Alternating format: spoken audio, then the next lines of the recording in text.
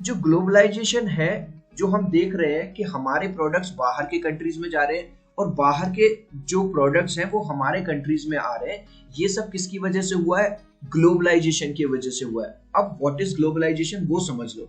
Globalisation is the process of rapid integration. अब integration क्या है? ये है भाई, ये एक कंट्री है, ये अपने प्रोडक्ट को कहीं और भेज रहा है, ये वाला कंट्री अपने प्रोडक्ट को दूसरे कंट्री में भेज रहा है, ये कंट्री यहाँ से इधर भेज रहा है, इधर भेज रहा है, इधर भेज रहा है। इस तरह से पूरे संसार के जो कंट्रीज हैं वो आपस में एक दूसरे से जुड़े हुए हैं। हम अपने प्रोडक्ट को किसी दूसरे कंट्री में जाके बेच सकते हैं, दूसरा कंट्री हमारे कंट्री में आके अपने प्रोडक्ट को बेच सकता है। So this particular thing is globalisation. तो अब हम बात करने वाले हैं how does this take place. ये सब होता कैसे है? ये होता है बिकॉज ऑफ फॉरेन ट्रेड और फॉरेन इन्वेस्टमेंट। फॉरेन का मतलब है विदेश। जब विदेशी कंपनियां हमारे देश में आके इन्वेस्ट करेंगी, ठीक है, और बिजनेस को एक्सपेंड करेंगे, ऐसे ही हम किसी दूसरे कंट्री में जाके अपना बिजनेस सेटअप करेंगे। आपके यहाँ सीबीएसई में एक एग्जांपल दिया हुआ है बुक के अंदर फोर्ड मोटर्स का। फोर्ड मोटर क्या है? एक कार बनाने वाली कंपनी है अमेरिका की। इसका जो बिजनेस है 26 से ज्यादा कंट्रीज में फैला हुआ है। 1995 में जो फोर्ड मोटर है वो इंडिया में आई और इसने 1700 करोड़ रुपए लगाए और किसके साथ पार्टनरशिप करी? महिंद्रा एंड महिंद्रा, जो कि इंडिया की एक कंपनी थी जो कि जीप वगैरह बनाती थी। इसका फायदा इन्हें ये हुआ कि 2004 तक इन्होंने 27,000 से ज्यादा कार बेच दी थी इंडिया के अंदर, और इसके अलावा 24,000 कार्स इन्होंने एक्सपोर्ट करी इंडिया से साउथ अफ्रीका में, मैक्सिको में, ब्राजील में। इस वाले पॉइंट को समझो ध्यान से। तो कंपनी है, मान के चलो यहाँ पे अमेरिका में, मान के चलो यहाँ थी कंपनी, ठीक है, अमेरिका में। अब इन्होंने इंडिया में अपना प्लांट लगा लिया, 1700 करोड़ रुपए लगा दिए, 1700 CR। तो इंडिया के अंदर तो इन्होंने अपना बिजनेस फैलाई, लेकिन इंडिया के आसपास जो कंट्रीज थे ना, वहां पे इन्होंने क्या किया भाई? यहाँ पे डायरेक्ट अपना प्लांट लगा लिया। अब इन्होंने इंडिया में भी अपना बिजनेस फैलाया। अब इन्होंने यहां से एक्सपोर्टिंग यहां करना शुरू कर दिया। तो इसका फायदा इन्हें ये क्या मिला कि भाई अगर ये डायरेक्ट यहां से यहां भेजते, डायरेक्ट यहां से यहां भेजते, डायरेक्ट यहां से यहां भेजते, तो कॉस्ट प्रोडक्शन बहुत ज्यादा आता। तो इनका दो काम हो गए, इंडिया के अंदर भी बिजनेस सेटअप हो गया और इंडिया के आसपास जो कंट्रीज हैं वहां पे भी एक्सपोर्टेशन शुरू हो गया। अब बात करेंगे कि ये सब शुरू कैसे हुआ। Until the middle of 20th century, यानी कि अगर बात करें 1950s 1960s की, उस टाइम पे फॉरेन ट्रेड या तो नहीं था या ना के बराबर था, बहुत कम था। इंडिया से हम जो थोड़ी बहुत चीजें भेजते थे, रॉ मटेरियल भेज देते थे, फूड स्टफ भेज देते थे, रॉ मटेरियल जैसे टेक्सटाइल, ठीक है, आप जानते हो कि धागे वगैरह, वो सब दूसरे कंट्रीज को। लेकिन जो डेवलप्ड कंट्रीज हैं आज की डेट में, उन्होंने क्या किया? उन्होंने रॉ मटेरियल यूज किया और उसका एक प्रोडक्ट बना के हमें भेज दिया। जैसे आपको याद होगा कि जो ईस्ट इंडिया कंपनी थी, उसने क्या किया? विदेशी कपड़ा मार्केट में उतार दिया था इंडिया के अंदर, जो कि सस्ता था और मशीनों से बनता था, जिससे हमारे काम पे काफी असर पड़ा था। अब बात आती है कि भाई ये जो ग्लोबलाइजेशन की जो फॉर्म है, जो हम आज देख रहे हैं, जो मैंने आपको एग्जांपल दिया था मोबाइल फोन वाला और डोमिनोज का पिज्जा वाला और MITV वाला, ये होता किसकी वजह से? ये सब कर रही है MNCs। MNCs क्या है? मल्टीनेशनल कॉर्पोरेशंस है। A MNC is a company that owns or control production in more than one nation। यानी कि एक ऐसी कंपनी जिसका होल्ड केवल एक देश में नहीं, एक से ज्यादा कंट्रीज में उसका होल्ड है, उसकी प्रोडक्शन कर रहा है, उसका बिजनेस फैला हुआ है, दैट इज MNC। अब MNC क्या करती है? MNC अपना जो ऑफिसेज है, अपनी फैक्ट्रीज ऐसी जगह पे सेटअप करती है जहां पे उसे आसानी से चीप लेबर मिल जाए, मतलब उस फैक्ट्री में काम करने वाले लोग मिल जाए और कम पैसा लगे और रिसोर्सेज भी उसे सस्ते मिल जाए। इससे क्या होगा? उनकी जो कॉस्ट ऑफ प्रोडक्शन है वो कम हो जाएगी। जब उनकी कॉस्ट ऑफ प्रोडक्शन कम हो जाएगी तो उन्हें भाई साहब प्रॉफिट होगा ज्यादा। एक एग्जांपल आपकी बुक में दिया हुआ है, जैसे मान के चलो कोई MNC है जिसका डिजाइनिंग एंड रिसर्च सेंटर है यूनाइटेड स्टेट्स में। डिजाइनिंग एंड रिसर्च सेंटर का मतलब है उन्होंने एक प्रोडक्ट डिजाइन कर लिया, उसका ब्लूप्रिंट बना लिया कि हम ऐसे ऐसे एक नया प्रोडक्ट बनाएंगे। अब उन्होंने उसका जो एक ब्लूप्रिंट है वो चाइना को भेज दिया। क्यों? क्योंकि चाइना में मैन्युफैक्चरिंग सस्ती है। तो उन्होंने कहा कि भैया तुम हमारे लिए बल्क में प्रोडक्ट्स बना दो। चाइना को काम मिल गया, चाइना को भी नुकसान नहीं हुआ, चाइना को मैन्युफैक्चरिंग मिल गई। अगर ये US वाले इस काम की मैन्युफैक्चरिंग अपने यहाँ पे करवाते तो इनके यहाँ पर कैपिटा इनकम ज्यादा है, तो वो लोग ज्यादा पैसा मांगते, तो इन्होंने सस्ते में काम करवा लिया चाइना से। अब इन्होंने क्या किया, जो कंपोनेंट्स बने उसकी असेंबलिंग, असेंबलिंग का मतलब है मान के चलो भाई एक लैपटॉप है, में छोटा सा उसका मॉनिटर भी है, उसका एक माउस भी है, उसका एक कीबोर्ड भी है, उसका एक सीपीयू भी है। ये मैं एक सिंपल एग्जांपल दे रहा हूँ। इसकी असेंबलिंग भी तो जरूरी है, जोड़ना भी तो जरूरी है। असेंबलिंग इन्होंने करा ली जहां से इन्हें सस्ता लगा, मैक्सिको और ईस्टर्न यूरोप से। अब भाई कोई कंपनी है तो उसके कॉल सेंटर भी होंगे, अगर उस प्रोडक्ट में कोई कमी आएगी तो कस्टमर्स कॉल भी करेंगे। तो इन्होंने देखा भैया इंडिया डेवलपिंग कंट्री है, अगर हम कस्टमर केयर अपने लोगों से करवाएंगे, अपने यहाँ के लोगों से, ये तो बहुत ज्यादा पैसा मांग रहे हैं, डॉलर्स में पैसा मांग रहे हैं, इंडिया वाले लोगों से करवा लो। ये लोग इंग्लिश भी आजकल इन्होंने इंग्लिश, फ्रेंच, जर्मन सारी लैंग्वेजेस सीख ली है और कम दाम में हमारा काम हो जाएगा। तो इस तरह से ये काम करते हैं। अब बात करेंगे न्यू टर्म इन्वेस्टमेंट की। किसी भी बिजनेस को चलाने के लिए आपको जमीन की जरूरत पड़ती है, बिल्डिंग की जरूरत पड़ती है, मशीन्स की जरूरत पड़ती है, इक्विपमेंट्स की जरूरत पड़ती है, और इन सब के लिए आपको चाहिए होता है पैसा। तो उस बिजनेस में जितना भी पैसा खर्च होता है उसे कहते हैं हम इन्वेस्टमेंट। और अगर मैं बात करूं दूसरी टर्म जिसका नाम है फॉरेन इन्वेस्टमेंट, अगर कोई अमेरिका की कंपनी है और वो दूसरे देश, मान के चलो इंडिया में आके इन्वेस्ट करे, तो जितना भी पैसा उसने इन्वेस्ट किया है उसे कहेंगे फॉरेन इन्वेस्टमेंट। मींस एक कंट्री से दूसरे कंट्री में जब इन्वेस्टमेंट होगा that will be called foreign investment. अब बात करेंगे हम जो स्प्रेडिंग ऑफ प्रोडक्शन है, यानी कि जब एमएनसी दूसरे कंट्री में आती हैं तो वो उनकी स्ट्रेटजी क्या होती है अपने बिजनेस को स्प्रेड करने के लिए। नंबर 1, पहला जो तरीका है, एमएनसी क्या करती है, वहां की लोकल कंपनी के साथ पार्टनरशिप कर लेती है। इससे लोकल कंपनी को 2 फायदे होते हैं। नंबर 1, एक तो उसे फाइनेंशियल फायदा होता है, उसे काफी सारा पैसा मिलता है प्रोडक्शन के लिए। दूसरा, जो एमएनसी है वो अपने साथ लेटेस्ट टेक्नोलॉजी लेके आती है तो वो भी लोकल कंपनी को मिल जाती है। दूसरा तरीका क्या है जिससे एमएनसी बिजनेस करती है, और ये सबसे मोस्ट पॉपुलर तरीका है, एमएनसी पूरी की पूरी लोकल कंपनी को ही खरीद लेती है और फिर वहां पे अपने बिजनेस को, अपने प्रोडक्शन को एक्सपेंड करती है। इसका फायदा क्या मिलता है एमएनसी को, कि अब जो जितना भी प्रॉफिट होगा वो पूरा का पूरा एमएनसी को मिलेगा। तीसरा क्या है, MNC place order for production with small producer. जो एमएनसी है, जो मल्टीनेशनल कंपनी है, वो छोटी मोटी कंपनियों को, छोटे मोटे प्रोड्यूसर्स को अपना ऑर्डर दे देती है। जैसे मान के चलो उन्होंने ऑर्डर दे दिया जीन्स बनाने का, ठीक है, उन्होंने क्या किया, सस्ते दाम पे 200-200 रुपए में, 250-250 रुपए में जीन्स बनवा ली। उसी जीन्स पे अपना लोगो लगा के, अपना स्टिकर लगा के हजारों रुपए में वो बेचते हैं। बेसिकली ये चीज होती है कपड़े वाले व्यापार में, ठीक है। अगर भाई इंग्लिश बाबा चैनल पे पहली बार आए हो तो चैनल को सब्सक्राइब कर लेना, टेलीग्राम पे मुझे सब्सक्राइब कर लो इंग्लिश बाबा 123, और मुझे फॉलो कर लो आप इंस्टाग्राम पे भी, और मेरी आईडी है englishbaba.eb। अब आती है बात foreign trade and integration of market. जो फॉरेन ट्रेड है, यानी कि ये जो ग्लोबलाइजेशन है, इसके क्या क्या फायदे हैं। इसमें दोनों को फायदा होता है, इसमें प्रोड्यूसर को भी फायदा होता है और कस्टमर को भी फायदा। प्रोड्यूसर कौन है यहाँ पे, MNC. Producers can sell their products globally. अब अमेरिका की कंपनी है, पहले उसका प्रोडक्ट केवल अमेरिका में बिक रहा था, लेकिन अब दूसरे कंट्रीज में भी बिक रहा है, तो उसे फायदा है या नहीं है। लेकिन जो बायर्स है, यानी मैं और आप लोग, हम कस्टमर्स को कैसे फायदा है, अब हम जब मार्केट जाएंगे तो हमें ज्यादा चॉइसेस मिल रही हैं। वहां पे चाइना का माल भी है, वहां पे अमेरिका का भी है, वहां पे इंडिया का भी, और वहां पे जापान का भी है। इससे क्या होगा, कंपनीज के बीच में कंपटीशन होगा और हमें अच्छी डील मिलेगी और हमें बेस्ट प्रोडक्ट चूज करने को मिलेगा।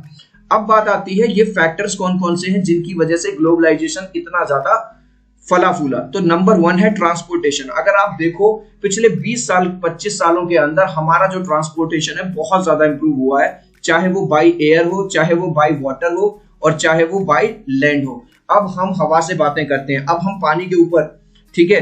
तो इतना जबरदस्त ट्रांसपोर्टेशन हो चुका है कि जिसकी वजह से ग्लोबलाइजेशन यानी कि जो फॉरेन ट्रेड है वो आसान हो गया। टेक्नोलॉजी आप देख लो, बच्चा बच्चा आजकल टेक्नोलॉजी से घिरा हुआ है। अब हम करोड़ों का बिजनेस, करोड़ों का ट्रांजैक्शन इधर से उधर कर लेते हैं, पेटीएम, ठीक है, फोन पे, गूगल पे, और हर तरह की टेक्नोलॉजी जैसी आपको चाहिए। पहले क्या होता था, अगर कोई विदेश में बैठा है आपको बात करने के लिए कॉल करनी पड़ती थी, है ना, इंटरनेशनल चार्जेस लगते थे। आज व्हाट्सएप के थ्रू आप फ्री में बात कर पाते हो। तो टेक्नोलॉजी ने एक जबरदस्त रोल प्ले किया है ग्लोबलाइजेशन को लाने में। और तीसरा और इंपॉर्टेंट टर्म है लिबरलाइजेशन ऑफ फॉरेन ट्रेड। अब तुम कहोगे सर ये क्या होता है। देखो पहले क्या होता था कि एक कंट्री को दूसरे कंट्री में अगर सामान बेचना है तो ये वाला कंट्री क्या करता था, इस कंट्री से बहुत ज्यादा टैक्स लेता था और तरह तरह के बैरियर लगाता था कि तुम ये नहीं करोगे, वो नहीं करोगे। इसकी वजह से फॉरेन ट्रेड हो नहीं पाता था। लेकिन अब क्या किया है कंट्रीज ने, WTO के अंदर, WTO क्या है, वर्ल्ड ट्रेड ऑर्गेनाइजेशन है, जिसके बारे में अभी मैं आपको थोड़ी देर में पढ़ाऊंगा। इन्होंने क्या किया है इस तरह के रास्ते बना दिए हैं, इस तरह के रूल्स बना दिए कि अब एक कंट्री किसी भी कंट्री में जाके आसानी से बिजनेस कर सकता है। अब बात आती है लिबरलाइजेशन है क्या। रिमूविंग बैरियर्स और restriction set by the government और trade is known as liberalization. अभी जैसा कि मैंने आपको एग्जांपल दिया था यहाँ पे कि जब इस कंट्री को, मान के चलो अमेरिका को इंडिया के अंदर बिजनेस करना है, तो इंडिया ने बहुत सारे रूल्स एंड रेगुलेशंस बना रखे हैं जिसकी वजह से अमेरिका को प्रॉब्लम है, चाहे वो टैक्स पे हो। भाई मान के चलो अगर इंडिया इतना ज्यादा टैक्स लेने लगे बाहर वाले कंट्री से, तो क्या ये वाला कंट्री बिजनेस कर पाएगा? नहीं कर पाएगा। तो जो बढ़ा हुआ टैक्स है वो भी एक तरह का ट्रेड बैरियर है। तो WTO ने क्या किया है, इस तरह की पॉलिसी बनाई है कि हर कंट्री किसी भी दूसरे कंट्री में जाके क्या कर सकता है, इजिली बिजनेस कर सकता है, और इसी चीज को नाम दिया जा रहा है liberalisation. When the government imposes less restrictions then before, जब गवर्नमेंट पहले से ज्यादा लीनियंट हो जाए, पहले से कम रूल्स एंड रेगुलेशन बना दे, it is said to be more liberal. एक बात और इसमें मैं आपको ऐड करना चाहूंगा, आपको पता है वी गॉट फ्रीडम इन 1947, 1947 में भारत को आजादी मिली अंग्रेजों से। अब आपको याद होगा अंग्रेज कोई ऐसा नहीं था कि आते ही उन्होंने भारत पे कब्जा कर लिया। अंग्रेज आए थे यहाँ पे बिजनेस के नाम से ईस्ट इंडिया कंपनी लेके, ठीक है। तो और बाद में ईस्ट इंडिया कंपनी ने क्या किया, देश को लूटा, पूरे देश को कब्जे में कर लिया, ये तुमसे छुपा हुआ नहीं है। तो जब भारत आजाद हुआ तो भारत ने, यानी कि हमारे देश ने ऐसी पॉलिसी बना दी कि भैया हमें कोई फॉरेन ट्रेड नहीं चाहिए या बहुत कम चाहिए। लेकिन बाद में फाइनली क्या हुआ, 1991 के आसपास हमने भी फॉरेन ट्रेड शुरू कर दिया, और फॉरेन ट्रेड शुरू करने से सारे जो दूसरे कंट्रीज थे वो सब खुश हो गए। क्यों? क्योंकि India one of the largest country है मार्केट के लिए, ठीक है। अब बात आती है वर्ल्ड ट्रेड ऑर्गेनाइजेशन की, जिसकी मैंने अभी बात की थी। वर्ल्ड ट्रेड ऑर्गेनाइजेशन, इसे WTO भी कहते हैं, is an organization whose aim to liberalize international trade. जी हाँ, इसका काम क्या है, इसका मेन एम क्या है कि इंटरनेशनल ट्रेड को आसान से आसान बनाना। आज की डेट में 164 कंट्रीज हैं WTO के मेंबर हैं। याद रखना, एक नंबर में क्वेश्चन आ सकता है, कितने कंट्रीज हैं? 164। It has established rules for developed countries regarding international trade so that these countries can allow free trade for all. अब जो देखो, आपने देखा होगा जो डेवलप्ड कंट्रीज हैं वो अपनी मनमानी करती हैं डेवलपिंग कंट्रीज के सामने। तो WTO ने ऐसा सिस्टम बना दिया कि भाई जो तुम डेवलप्ड कंट्री हो तुम भी आके डेवलपिंग कंट्री में बिजनेस करो, और डेवलपिंग कंट्री है तुम भी आके डेवलप्ड कंट्रीज में जाओ और तुम भी आसानी से बिजनेस करो। अब हम पढ़ेंगे जो ग्लोबलाइजेशन है उसका इंपैक्ट क्या पड़ा भारत पे। Number 1, increasing investment from MNCs in India. जब भारत के अंदर देखो हम पॉपुलेशन के नाम पे दूसरे नंबर पे हैं और बहुत अच्छा मार्केट है यहाँ पे, तो हर साल MNCs ज्यादा से ज्यादा भारत में इन्वेस्ट कर रही हैं। Indian companies raise their production standards due to competition. अब जो प्रोडक्ट मार्केट में था इंडिया का, अब मार्केट पे इंडिया के प्रोड्यूसर्स को पता है कि अब हमारा कंपटीशन बाहर वाले प्रोडक्ट से है, तो हमारे जो कंपनियां हैं, इंडिया की कंपनियां, वो भी अब बेहतर प्रोडक्ट बना रही हैं क्योंकि कंपटीशन की वजह से। जिसका फायदा किसे मिल रहा है? हम लोगों को, कंज्यूमर्स को मिल रहा है, कस्टमर्स को। Large Indian companies like Tata Motors, Ranbaxy. Tata Motors तो क्या नाम है, गाड़ियों की कंपनी है। रेनबैक्सी मेडिसिन की कंपनी है। एशियन पेंट्स आप जानते हो। ऐसा नहीं है कि केवल बाहर की कंपनी आके हमारे यहाँ बिजनेस करेंगे। हमारी जो टाटा मोटर्स है वो भी MNC बन गई। हमारी जो दवाइयों की कंपनी है रेनबैक्सी, वो भी MNC बन गई। MNC का मतलब है हमारी कंपनियां भी बाहर देश में जाके बिजनेस करने लगी। More job opportunities. जब कोई बाहर से कंपनी आएगी तो पूरा का पूरा स्टाफ बाहर से थोड़ी आएगा, अमेरिका से थोड़ी आएगा, न्यूयॉर्क से थोड़ी आएगा, जापान से थोड़ी आएगा। तो जो नौकरी, जो लोग काम करेंगे वो इंडिया के ही होंगे, तो जिससे ज्यादा से ज्यादा लोगों को रोजगार मिलेगा। More choices to customers. अभी ये वाली बात मैंने बताई थी भाई, अब आप मार्केट में जाते हैं तो आपको एक ही चीज के 50 तरह के टाइप्स मिलते हैं, है ना। तो हमें काफी सारी चॉइसेस मिल जाते हैं। अब भाई किसी चीज की अगर सारी अच्छी बातें तो कुछ खराब बातें भी होंगी। अब खराब बातें क्या है, ड्रॉबैक्स क्या है? Small companies business could not face the competition. अब हमारे यहाँ जो छोटे मोटे प्रोड्यूसर थे, बेचारे छोटे मोटे जो बिजनेसमैन थे, वो इस कंपटीशन को नहीं सह पाए और फाइनली उनकी दुकानें बंद हो गई। जैसे अगर मैं बात करूं, आपको याद होगा कि भारत में जो पॉटर लोग हैं, जो दिए बनाते थे, राखी बनाते थे, है ना, तो आज की डेट में क्या होने लगा था, अभी थोड़े टाइम पहले तक चाइना ने वो पूरा टेक ओवर कर लिया। क्योंकि चाइना के जो दिए भेज रहे थे, चाइना लाइट्स भेज रहा था दिवाली के टाइम पे, चाइना राखियां भेज रहा था, क्योंकि वो सस्ती थी तो हम लोग उन्हें खरीद रहे थे। तो जिसकी वजह से हमारा जो इंडियन मार्केट है वो सफर कर रहा था, छोटा business person. Indian local products are not growing. और जो हमारे इंडियन प्रोडक्ट्स हैं वो ग्रो नहीं कर रहे। अब आप देखो, जैसे मटके में पानी पीना, भाई साहब सब लोग RO में पानी पी रहे हैं, है ना। अभी मैंने बताया मिट्टी के बर्तनों का कोई यूज ही नहीं कर रहा, हम लोग प्लास्टिक के कप्स और ये सब वगैरह यूज कर रहे हैं, तो इसके कुछ ड्रॉबैक्स भी हैं। अब हम steps to attract foreign investment, हमारी सरकार जो है, इंडियन गवर्नमेंट जो है, उसने कुछ स्टेप्स उठाए हैं फॉरेन इन्वेस्टमेंट को अट्रैक्ट करने के लिए, ताकि ज्यादा से ज्यादा फॉरेन कंपनीज एमएनसीज हमारे यहाँ पे आए। अब देखो है क्या, देखो एमएनसीज जब भी किसी भी कंट्री में आएगी वो अपने फायदे के लिए आएगी, हमारे फायदे के लिए नहीं आएगी। लेकिन हम ये चाहते हैं जब उनका फायदा हो तो उसमें हमारा भी फायदा हो। और हमारा फायदा कैसे होगा, इंडिया ने क्या किया, स्पेशल इकोनॉमिक जोन बना दिया जिसे बोलते हैं SEZ, to attract foreign investors. तो उनके लिए इंडिया ने क्या पॉलिसी बनाई है कि अगर कोई भी एमएनसी इन सेक्टर्स में आएगी, यानी कि इस एरिया में आएगी, SEZ स्पेशल इकोनॉमिक जोन्स में आएगी, तो उन इंडस्ट्रियल जोन्स में अगर वो आती है तो उस कंपनी को, उस विदेशी कंपनी को वर्ल्ड क्लास फैसिलिटी दी जाएगी, मतलब उसे इलेक्ट्रिसिटी दी जाएगी, वाटर मिलेगा, रोड्स मिलेंगे, बढ़िया ट्रांसपोर्ट मिलेगा, स्टोरेज की फैसिलिटी मिलेगी, एजुकेशनल फैसिलिटी मिलेगी। और भारत की सरकार इस तरह की कंपनी से 5 साल तक कोई भी टैक्स नहीं लेगी। अब तुम सोचोगे सर ऐसा भारत क्यों कर रहा है, इंडिया की गवर्नमेंट क्यों कर रही है? वही वाली बात जो मैंने अभी आपको बताई थी यार, जब एमएनसी इंडिया में आएगी तो क्या वो अपना सारा क्या नाम है स्टाफ बाहर से लेके आएगी? अल्टीमेटली उसमें काम तो इंडिया के लोग करेंगे, लोगों को रोजगार मिलेगा, वैसे आजकल नौकरियां नहीं मिली। Government provides labour laws flexibility, और ताकि जो फॉरेन इन्वेस्टर्स हैं, जो एमएनसीज हैं, अच्छे से यहाँ पे आ जाए, तो थोड़ा सा फ्लेक्सिबल भी हो जाती है हमारी सरकार, ठीक है। अब बात आती है स्ट्रगल फॉर फेयर ग्लोबलाइजेशन। जो ग्लोबलाइजेशन है फेयर कैसे हो? अभी हमने एक बात पढ़ी कि भाई बहुत अच्छी बात है, चलो कस्टमर्स को फायदा हो रहा है, एमएनसीज को भी फायदा हो रहा है, लोगों को रोजगार भी मिल रहा है। पर मेरा एक सवाल है यार आपसे, जो छोटा बिजनेसमैन है, क्या वो उसकी दुकान बंद हो जानी चाहिए? क्या वो पूरी तरह से सड़क पे आ जाना चाहिए? नहीं। तो इसके लिए हमारी गवर्नमेंट को कुछ प्रयास करने चाहिए। Number 1, labour laws must be properly implemented. जो भी काम करने वाले जो मजदूर हैं, जो भी काम करने वाले जो वर्कर्स हैं, उन्हें उनके अधिकार पूरी तरह से मिलने चाहिए।